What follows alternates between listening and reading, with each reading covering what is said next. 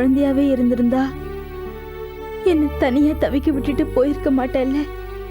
நீ என்னை விட்டு போன சரி, ஆனா என்ன பார்த்த உடனே அம்மான்னு ஏம்மா என்கிட்ட வரல. சரி, நீ அம்மான்னு கிட்ட வரல, என் மேல ஏதோ கோவம் போல இருக்கு. ஆனா நீ ஏம்மா கீதாவே இல்லைன்னு சொன்ன. இது எந்த விதத்துல நியாயம்? எதுக்குமா இப்படி கண்ணாமூச்சி விளையாடுற? இதெல்லாம் எப்ப முடிய போதோ தெரியல.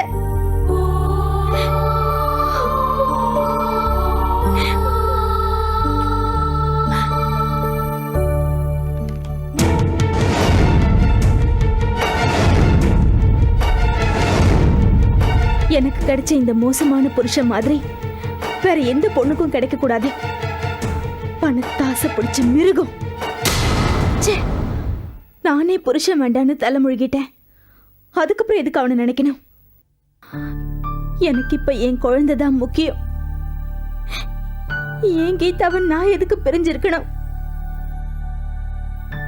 மாட்டேன், பிரிஞ்சிருக்க மாட்டேன்.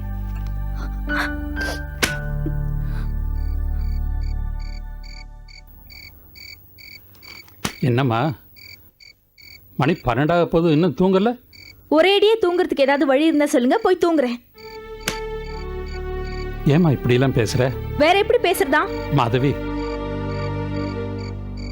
நீ என் உயிருமா. நீ இப்படி கோபமா பேசுறது கூட என்னால தாங்கிக்க முடியாது. உங்களுக்கு உங்க பொண்ணு உயிருன்னா எனக்கு என் பொண்ணு உயிரு. ஏன்பா வாழ வெட்டிங்கிற பட்டத்தோடு நிக்கிறனே, அது உங்களுக்கு போதாதா? இப்ப பைத்தியக்காரிங்கிற பட்டம் வேற கட்டணுமா? என்னம்மா சொல்ற? பின்ன நான் கீதாவை பார்த்தது உண்மைன்னு சொல்லிட்டு இருக்கேன். நீங்களும் எல்லாருமா சேர்ந்துக்கிட்டு இது கனவுன்னு சொல்லி என்ன நம்ப வச்சிட்டு இருக்கீங்க. ஏம்மா, உன்னை நம்ப வைக்கிறதுல எனக்கு என்னமா லாபம்? கனவை கனவுன்னு தானே சொல்லணும். ஓஹோ, அப்படியா? அப்ப என் தலையில அடிச்சு சத்தியம் பண்ணுங்க, நான் கீதாவை பார்த்தது கனவுதான்னு. சொல்லுங்கப்பா. மாதவி, அப்போ நான் என் கீதாவை பார்த்தது உண்மைதானே? இல்லம்மா, ஒரு கனவுக்காக உன் மேல சத்தியம் பண்ணணுமான்னு யோசிச்சேன். பண்ண என்னப்பா தப்பு? நீங்க சொன்னது உண்மை, நீங்க உறுதியா நம்புறீங்கல்ல, அப்புறம் சத்தியம் பண்றதுல என்ன தயக்கம்? மாதவி, சரி, நீ பார்த்தது கீதான்னு வச்சுக்கிட்டாலும் அது உறுதியா நம்ம கீதாவா இருக்க முடியாதுமா. வேறொரு பொண்ணா தான் இருக்க முடியும்.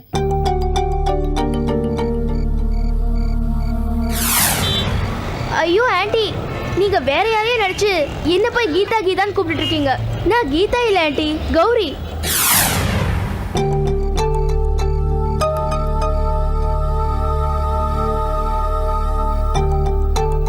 ஆமாம்மா, கீதா மாப்பிள்ளையோட அமெரிக்கா தான் போயிருக்கா.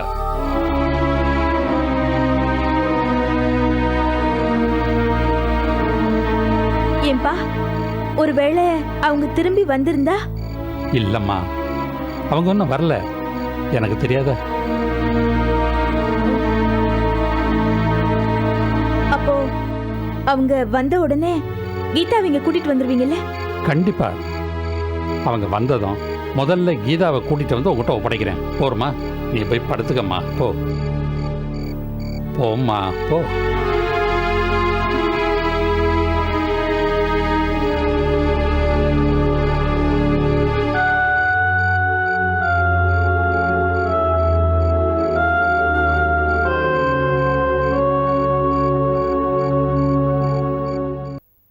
பண்ணக்கூடாதெல்லாம் பண்ணி செய்யக்கூடாதெல்லாம் செஞ்சு வீட்டை விட்டு அமிச்சிட்டீங்க. இப்ப போய் தேடு தேடுனா நான் எங்க போய் தேடுறது? என்னடா பேசுற? அப்ப அவ போனா போகுதுன்னு தேடாமே விட்டுறலாமா? ஊர் உலகத்துல நடக்காதே நாம அவளை செய்ய சொன்னோம், அதுக்கு போய் அவ கோச்சிட்டு போயிட்டா. இங்க பாருமா, ஊர் உலகத்துல 1000 நடக்கும். அதெல்லாம் நம்ம வீட்டுல நடத்தி பார்க்கணும்னு நினைச்சா முடிவு இப்படிதான் இருக்கும். பொண்டாட்டி செத்தா 3ஆவது நாளே புருஷன் புது மாப்பிள்ள. ஆனா புருஷன் செத்தா பொண்டாட்டிய புது பொண்ணு நான் சொல்றோம் இல்லையே. மறு கல்யாணங்கிறது எல்லா பொண்ணுங்களுக்குமே உடன்பாடான விஷயம் இல்ல. அண்ணியும் அதே மாதிரி தான். இதுல எனக்கு என்னடா பிரச்சனை? நாளைக்கே காரு பங்களா பணம் வசதி வாய்ப்போட ஒரு பொண்ணை பார்த்து உன்னை கல்யாணம் பண்ணி வைக்கிறேன்னு வை. அடுத்துக்கு நிக்கிற அவதானே வர்றவகிட்ட அல்லல் படணும். அதுக்காகத்தான் அவளை உன்னை நான் கல்யாணம் பண்ணிக்க சொன்னேன். அது அவளுக்கு பிடிக்கல. நல்லது சொன்னா இங்க யாருக்கு பிடிக்குது? யாருக்கு எது நல்லதுன்னு அவங்க முடிவு பண்ணணும். நீயோ நானோ மத்தவங்கள முடிவு பண்ணக்கூடாது. இப்ப எது நல்லதுங்கிறத நான் சொல்றேன்.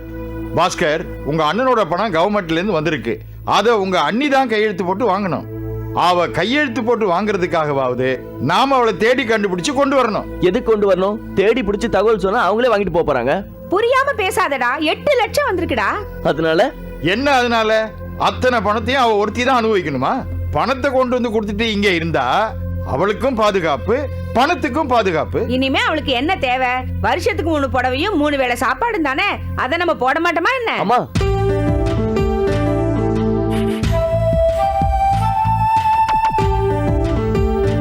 அம்மா தேவி, தேவி,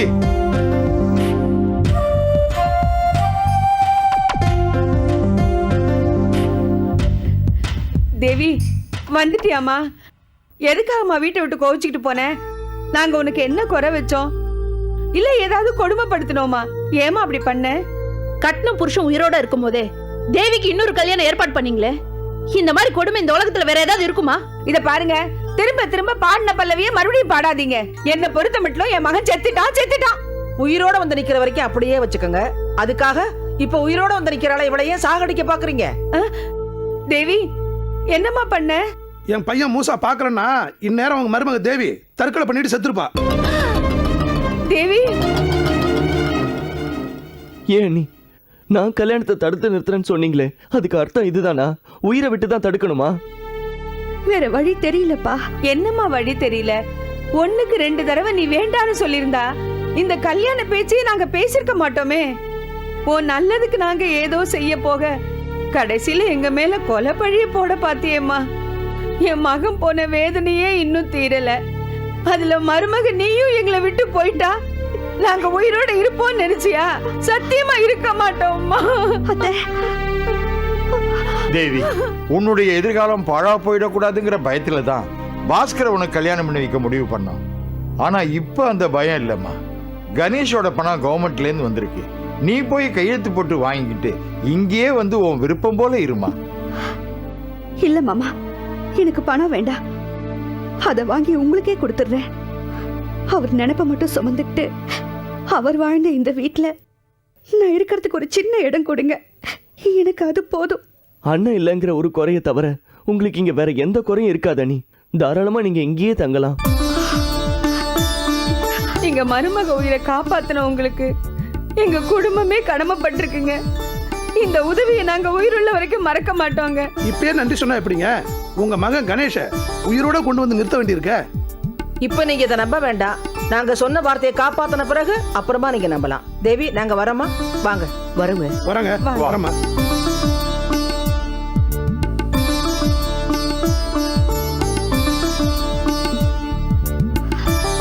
வாமா.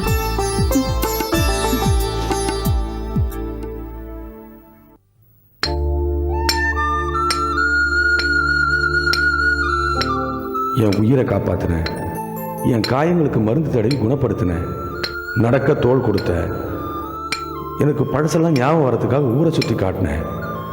இவ்வளவும் செஞ்ச நீ எனக்கு ஒரு பேரையும் வச்சிட.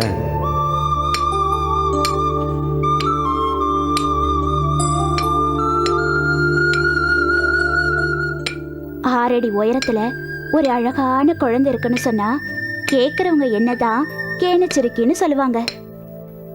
ஆனா நான் சொன்னது உண்மைன்னு எனக்கு மட்டும்தானே தெரியும். இல்லையா பின்ன? கள்ளங்கபடம் இல்லாம, சூதுவாது தெரியாம, கடந்த காலம் மறந்து போய் ஒவ்வொன்னையும் கேட்டு தெரிஞ்சுக்கிட்டோம், தொட்டு உணர்ந்துகிட்டும் இருக்கிற நீ குழந்தை தானே.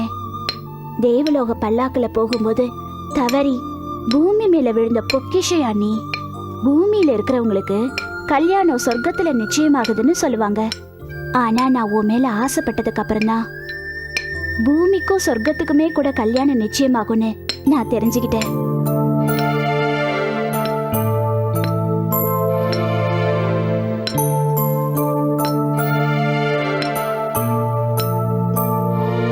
என்னைய பாக்குற? எதுக்கு நீ என்னைய பார்த்துட்டு இருக்க? இங்க இருக்கிறது நீயும் நானும் தானே. நீ என்ன பார்த்தாகணும், நான் உன்னை பார்த்தாகணும். என்ன, நான் சொல்றது சரிதானே? சரி சரி, வேலையை பாரு. பார்க்குறேன். இடிச்ச பொடியை கொட்டி வைக்கணும். அந்த கட்டில் மேலே இருக்க பேப்பர் எடு.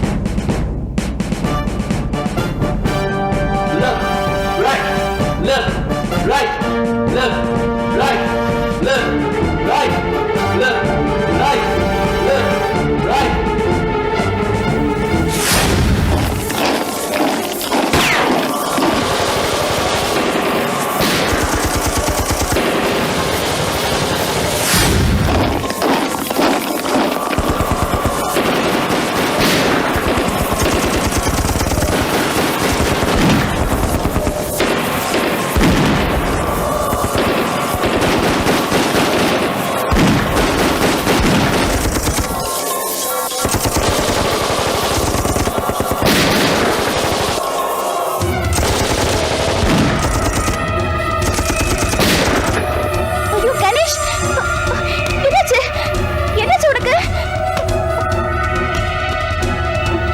கணேஷ் கணேஷ், அப்பா அப்பா அப்பா இங்க என்னாச்சு, வாங்கப்பா. என்னாச்சு? என்னம்மா என்னாச்சு? ஒண்ணு இல்லப்பா, அந்த பேப்பர் எடுக்க சொன்னேன். அத பார்த்த உடனே அதிர்ச்சி ஆனாரு. ஏதோ சொல்ல வந்தாரு, அதுக்குள்ள மயங்கி விழுந்துட்டாரு. பேப்பரா? இந்த பேப்பரையா பார்த்தாரு? ஆமா.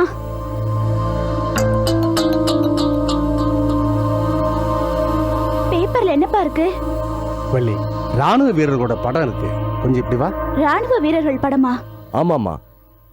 இத பார்த்து அவர் பயந்து விழுந்திருக்காருன்னா இவருக்கும் மிலிட்டரிக்கும் ஏதோ சம்பந்தம் இருக்கு. அப்ப அடிக்கடி இவருக்கு மிலிட்டரி சம்பந்தமான விஷயங்களை காமிச்சா இவருக்கு பழசெல்லாம் ஞாபகத்துக்கு வர வாய்ப்பு இருக்குமா? பேசாம நீங்க மரம் வெட்ட போங்க, நீங்களும் உங்க யோசனையும். ஏமா இப்படி பேசுற? பின்ன என்ன, கண்டதை பத்தியும் பேசி கண்டதையும் காட்டி இருக்கிற ஞாபகம் போயிடுச்சுன்னா நாம தானே கஷ்டப்படணும். ஆமா ஆமா, அதுவும் சரிதான். அப்பா, முதல்ல இவருக்கு மயக்கம் தெரிய மருந்து கொடுங்கப்பா. மருந்தெல்லாம் ஒன்றும் தேவையில்லைம்மா, சாதாரண மயக்கம்தான். கொஞ்ச நேரம் விசிறி எடுத்து வீசிக்கிட்டு வாங்க மாப்பிள்ள போலாம்.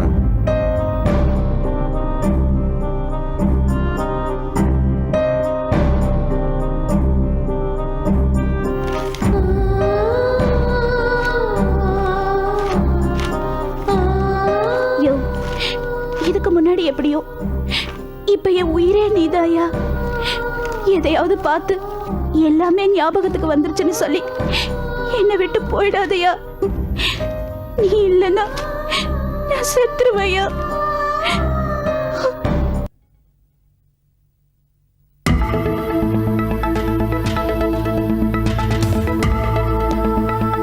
முருகேசன் பெரிய புள்ளி, ஊருக்குள்ள மதிப்பும் மரியாதையும் இருக்கிற ஆளு. இவன் சொல்றத நம்பி நம்ம எப்படி அவரை விசாரிக்கிறது? சரி, எதுக்கும் ஃபோன் பண்ணி வர சொல்லுவோம்.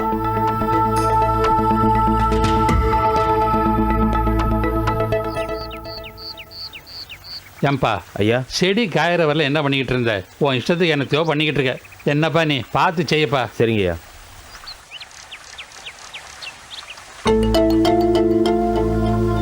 இங்க நின்னு என்னப்பா பண்ணிட்டு இருக்கீங்க?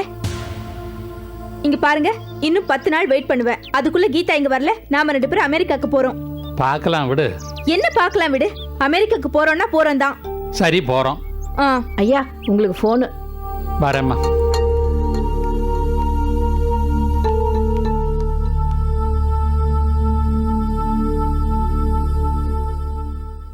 ஹலோ ஹலோ, முருகேசன் சாருங்களா? ஆமாம் சார், நீங்கள்?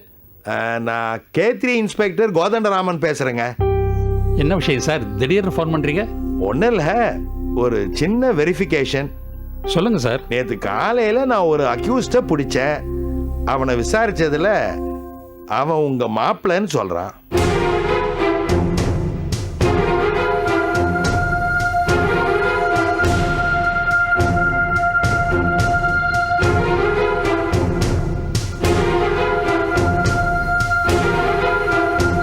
ஹலோ சார், சார் கேக்குதுங்களா? சொல்லுங்கள் சார். அதான் நீங்க கொஞ்சம் ஸ்டேஷன் வரைக்கும் வந்தீங்கன்னா நல்லா இருக்கும். தாராளமாக வரேன் சார், இப்போவே வரேன். வாங்க சார். தேங்க்யூ. Thank you sir. யாருப்பா ஃபோன்ல? அது நம்ம ஆடிட்டர் அவசரமாக பார்க்கணுங்கிறாருமா, போய் என்னன்னு கேட்டுட்டு வந்துடுறேன்.